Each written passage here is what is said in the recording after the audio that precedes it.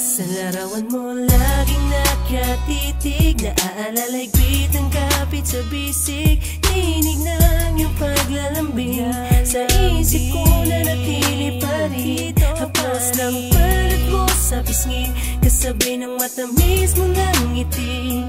Ang bigat sa kalooban ko, napapagana ang awit mo. Kahit palaging wala sa tono, at madalas wala sa tiyempo, pinipilit mong gawin upang ako'y pasayahin. Pakasakit namang isipin ang kabahagi ng damdamin, tuluyan nang wala sa aking piling. Sana'y pabigyang muli, itatama ko ang nagawang maling hindi ko naipaglaban. Di ko ginustong iwasan ka, takot lang akong ilayo sa'kin ka.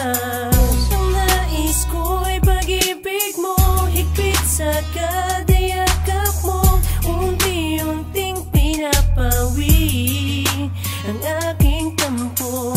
Ngunit ngayon'y wala ka na, itinago ko ng mag-isa ang katotohanan kung bakit iniwasan ka. Patawarin mo ako, hindi ko naman talaga to ginusto. Ang malayo, mailayo ang damdamin ng gusto. Sadyang may mga bagay na tila nakaharang sa mga sandaling iyon. Hindi ko na ipaglaban ng pagmamahalang isinikreto sa iyong magulang. Ngunit nang kanilang malaman, ako ay pinagbawalan. Pinilit kong lumayo para sa ikabubuti. Ang paglisan ng bansa ay hindi tuluyang mangyari. Tiniis ko ang sakit at lubang napakahirap. Ang dating sigat saya, saan ko makahagilap? Puro na lang pagpapanggap ang nalilikang ngiti. Ano ang tamang pang-agap sa lubusang paggabi? Walang hinto ang pagkirap, pilitin ko mag-isara. Hindi na magawang takpan, sugat na nakamarta. Ito ang lagi kong tanong, Panginoon, hanggang kailan ako magsisisi kung bakit hindi ko naipaglaban?